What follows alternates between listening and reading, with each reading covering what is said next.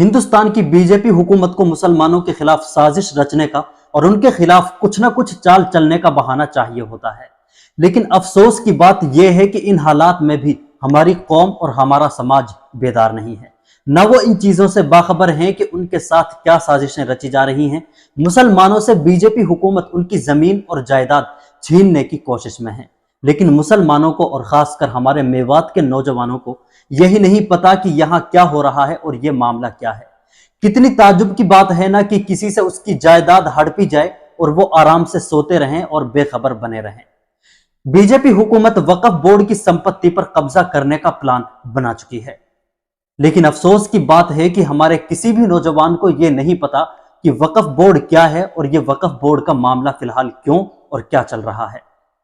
आज के वीडियो में हम वक्फ बोर्ड के बारे में जानेंगे कि आखिर फिलहाल वक्फ बोर्ड का मामला चर्चाओं में क्यों है। सबसे पहले वक्फ बोर्ड के बारे में कुछ बेसिक जानकारी होना बहुत जरूरी है। आपने वक्फ लफ्ज जरूर सुना होगा, जिसके मीनिंग ठहरना होता है, लेकिन वक्फ का मतलब सिर्फ यहां दान या चैरिटी समझिए।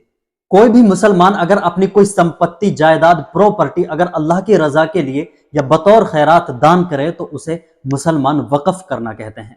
जैसे बहुत से लोग मस्जिद वगैरह के लिए जमीन दान करते हैं तो उसे वक्फ करना ही कहा जाता है।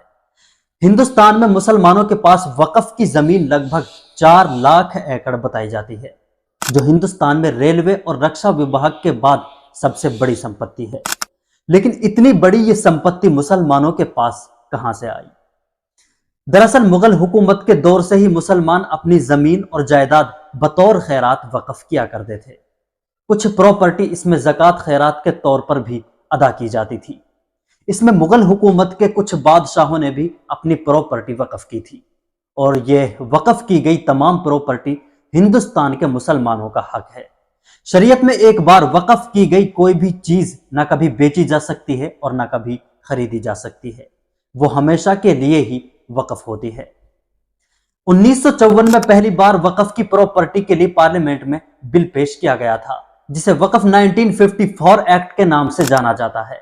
इस एक्ट का मकसद वक्फ की प्रॉपर्टी के निजाम को दुरुस्त रखना है, लेकिन 1995 में इसमें कुछ बदलाव किए गए, जिसके तहत और ज्यादा इख्तियारात वक्फ बोर्ड को दिए गए थे।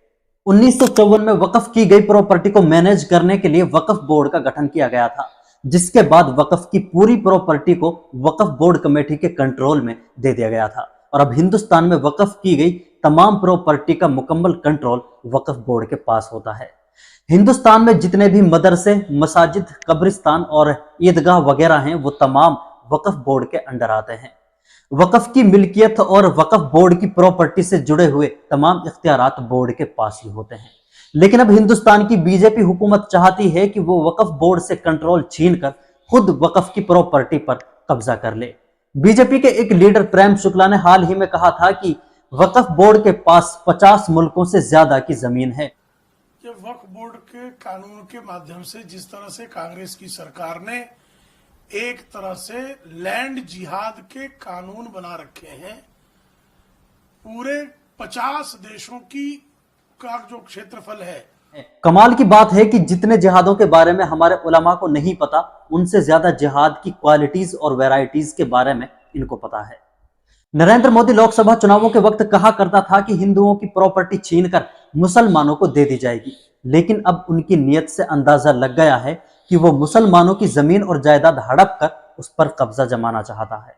बीजेपी हुकूमत फिलहाल वक्फ बोर्ड के कानूनों में 40 तब्दीलियां करना चाहती है। आप सोच सकते हैं कि इन 40 तब्दीलियों के बाद वक्फ बोर्ड के पास क्या कुछ बच सकता है। वक्फ बोर्ड से उसके तमाम इख्तियारात छीनने की कोशिश की जा रही है। एक बदलाव या एक चेंजिंग इसमें यह की जाएगी कि जिला कलेक्टर को यह इख्तियार दिया जाएगा कि जिला कलेक्टर यह फैसला करेगा कि कौन सी जमीन वक्फ बोर्ड की है और कौन सी सरकारी जमीन है। इसके अलावा एक बदलाव यह किया जाएगा कि वक्फ बोर्ड में एक गैर मुस्लिम यानी हिंदू एग्जीक्यूटिव होगा और 2 कम से कम वक्फ बोर्ड के गैर मुस्लिम मेंबर्स होंगे। इसमें एक बदलाव यह किया जाएगा कि अगर वक्फ बोर्ड के पास किसी प्रॉपर्टी के डॉक्यूमेंट्स नहीं है तो वो वक्फ बोर्ड की प्रॉपर्टी डाउटफुल यानी मुश्तबह मानी जाएगी। लेकिन यह चीज यहां समझना जरूरी है कि पुराने जमाने में बहुत से मालदार मुसलमान अपनी जायदाद का कुछ हिस्सा सवाब की नीयत से वक्फ कर दिया करते थे, जो जुबानी और नियती तौर पर वक्फ की जाती थी। उस दौर में डॉक्यूमेंट्स वगैरह का कोई ज्यादा इस्तेमाल नहीं किया जाता था, जिसकी वजह से वक्फ बोर्ड के पास बहुत सी ऐसी प्रॉपर्टी हैं जिनके बारे में ये साफ पता है कि ये वक्फ बोर्ड की जायदाद है, लेकिन इसके बावजूद भी उस जमीन को डाउटफुल माना जाएगा। और जब हुकूमत के पास बहुत से इख्तियारात होंगे तो जाहिर है कि उस जमीन को हुकूमत आसानी से हड़प लेगी। ऐसे तकरीबन 40 बदलाव किए जाएंगे जिनमें हुकूमत बदलाव करना चाहती है। हालांकि बहुत सी ऐसी वक्फ बोर्ड की प्रॉपर्टी है जिस पर हुकूमत कब्जा जमा चुकी है और बहुत से बिजनेसमैन अपने महल बना चुके हैं। जैसे मुंबई में देश के सबसे अमीर बिजनेसमैन मुकेश अंबानी का एंटीलिया महल वक्फ बोर्ड की जमीन पर बनाया गया है। जिस जगह पर मुकेश अंबानी का यह महल है, इस जगह को कभी यतीम खाने के लिए इस्तेमाल किया जाता था, जिसे सन 2002 में मुकेश अंबानी ने गैर कानूनी तरीके से 21.5 करोड़ रुपए में खरीदा था। सूरत के नगर निगम भवन को भी वक्फ बोर्ड की जमीन पर ही बनाया गया है। इस जमीन को मुगल हुकूमत के दौर में सराय के तौर पर इस्तेमाल किया जाता था। बीजेपी के इस अमेंडमेंट एक्ट के बारे में ऑल इंडिया मुस्लिम मजलिस से मुशावरत का कहना है कि यह संशोधन मुसलमानों को काबिल कबूल नहीं है, और कहा कि यह कानून हिंदुस्तान के 22 करोड़ से ज्यादा मुसलमानों के इमोशंस और उनके जज्बात को ठेस पहुंचाने वाले हैं। और कहा कि वक्फ की जायदादें हमारे आबाओ अजदाद ने हमारे माइनॉरिटीज के तबकों के वेलफेयर के लिए वक्फ की हैं। इस पर all India Muslim personal law board ने कहा है कि वक्फ बोर्ड के कानून में किसी भी तरह के बदलाव को बर्दाश्त नहीं किया जाएगा। और इस पर असदुद्दीन ओवैसी ने कहा है कि हुकूमत वक्फ बोर्ड की खुद मुख्तारी यानी ऑटोमनी छीनना चाहती है, जो मजहबी आज़ादी के भी खिलाफ है। आगे असदुद्दीन ओवैसी ने कहा है कि हुकूमत का मकसद सिर्फ एक ही है कि मुसलमानों से वक्फ की जायदाद को छीन लिया जाए। उम्मीद है इस वीडियो से आप समझ गए होंगे कि वक्फ बोर्ड और वक्फ की जमीन क्या है और ये मामला आखिर क्या है। ये बेसिक जानकारियां आपके पास होना बेहद जरूरी है। बाकी इस वीडियो के बारे में और अगर आपकी भी कोई राय है तो कमेंट बॉक्स में जरूर रखें। वीडियो को दूसरे लोगों तक शेयर जरूर कर दें।